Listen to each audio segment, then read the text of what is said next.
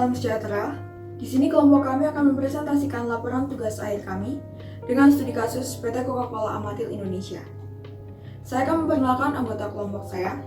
Yang pertama saya sendiri, Lidi Keci Agatha Sutikno dengan NIM 68-2018-072. Lalu ada rekan saya, Priscilla Arvenia dengan NIM 68-2018-015. Lalu ada rekan saya, Titan Kurniawan dengan NIM 68-2018-052. Dan yang terakhir ada Lady Vakesia dengan NIM 68-2018-076. Di sini saya akan menjelaskan tentang profil perusahaan PT Coca-Cola Amatil Indonesia. Coca-Cola adalah minuman ringan berkarbonasi yang dijual di toko, restoran, dan mesin penjual di lebih dari 200 negara. Minuman ini diproduksi oleh The Coca-Cola Company asal Atlanta, Georgia, dan sering disebut Coke saja. Awalnya hanya dibuat sebagai obat paten saat ditemukan pada akhir abad ke-19 oleh John Pemberton. Coca-Cola akhirnya dibeli oleh pebisnis asal Greg Candler yang taktik pemasarannya berhasil membuat Coke mendominasi pasar minuman ringan dunia sepanjang abad ke-20. PT Coca-Cola Amatil Indonesia beralamat di Jalan Soekarno-Hatta nomor 30, Gerbang Hajosari, Bawen, Semarang, Provinsi Jawa Tengah. Perusahaan ini merupakan salah satu perusahaan manufaktur terbesar dan distributor minuman siap non-alkohol di Indonesia. PT Coca-Cola Amatil saat ini memiliki lebih dari 9.500 karyawan dengan selalu melakukan yang terbaik dalam mengoperasikan bidang manufaktur dan logistik untuk memberikan kebahagiaan setiap hari bagi konsumen, pelanggan, mitra, komunitas, dan juga pemegang saham di seluruh negara. Dengan tujuan bisnis yaitu memerlukan adanya struktur organisasi perusahaan yang jelas. Selanjutnya saya akan menjelaskan tentang visi dan misi yang dimiliki oleh perusahaan PT Coca-Cola Amatil Indonesia.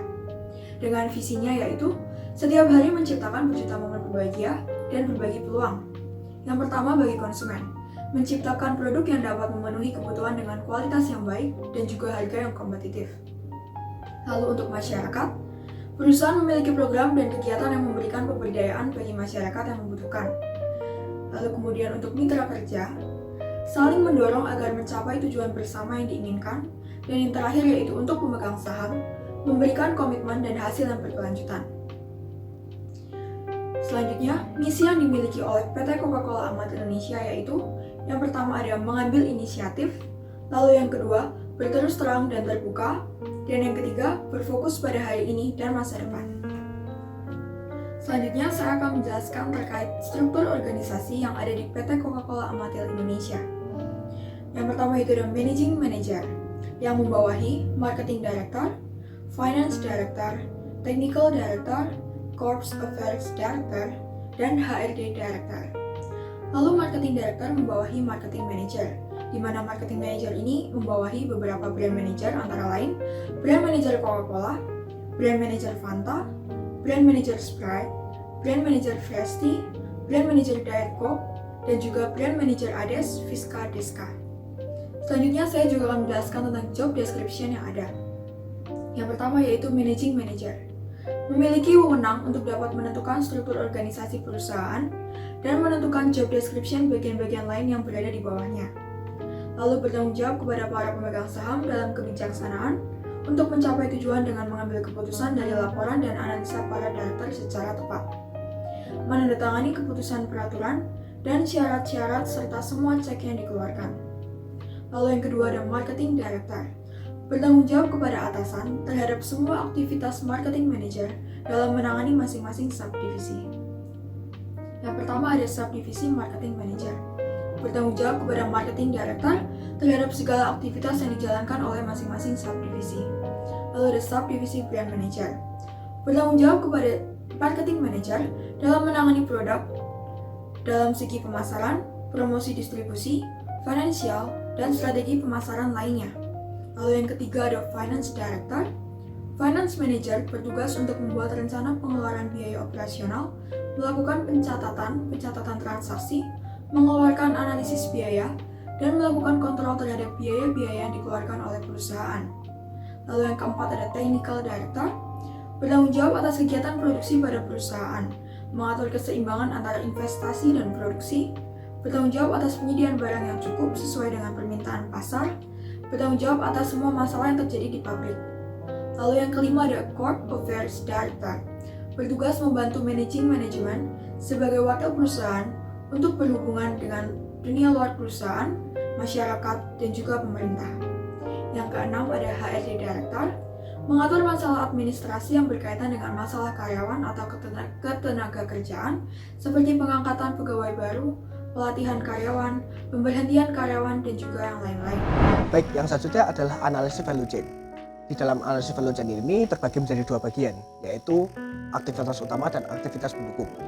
Di dalam aktivitas utama terdapat inbound logistik yang merupakan pengadaan bahan baku dari perusahaan pusat, lalu ada operation yang merupakan pengolahan bahan mentah menggunakan mesin, produksi, serta quality control.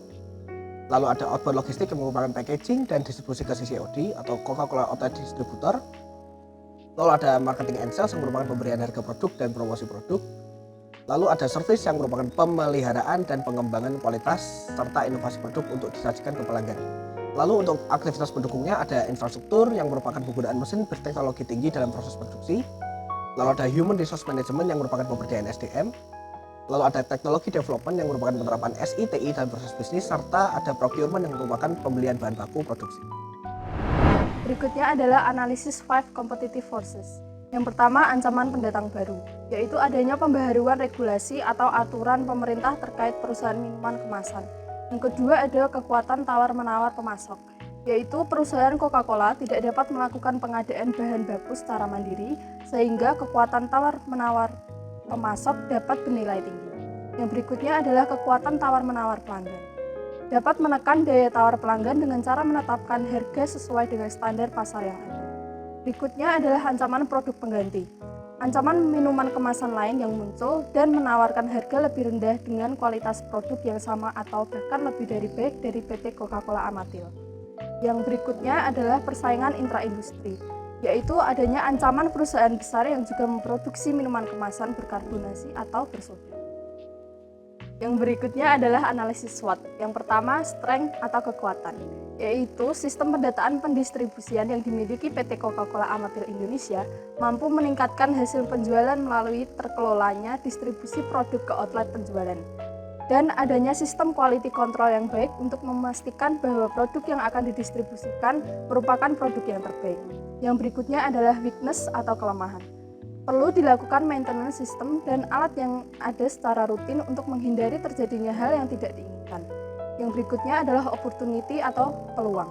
Konsumen dimudahkan untuk mendapatkan produk sehingga hasil penjualan meningkat. Konsumen dipuaskan dengan produk yang berkualitas baik. Yang berikutnya adalah threat, yaitu ancaman. Kompetitor memiliki sistem yang serupa atau bahkan lebih baik dari sistem yang dimiliki PT Coca-Cola Amatil Indonesia saat ini. Baik, yang berikutnya adalah McFarland Strategic Grid Application Portfolio. Yang pertama adalah strategik yang terdiri dari fitur Article Master untuk mengelola data master produk perusahaan, serta fitur Order Entry untuk perekaman data transaksi penjualan. Lalu poin yang kedua adalah High Potential yang terdiri dari Management Support System yang terdiri dari Company Dashboard, Hibernate Space, dan SQL Server Reporting Service, serta penggunaan database Oracle. Lalu poin yang ketiga adalah key operational yang terdiri dari sistem inventory management dan sistem sales accounting and account receivable. Dan poin yang terakhir adalah support yang terdiri dari email dan Microsoft SQL Server Reporting Service untuk monitoring dan kontrol.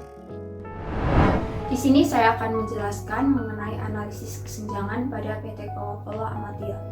Menurut kami, ada beberapa usulan sistem informasi yang diperlukan adanya upgrade, delete, maupun planning.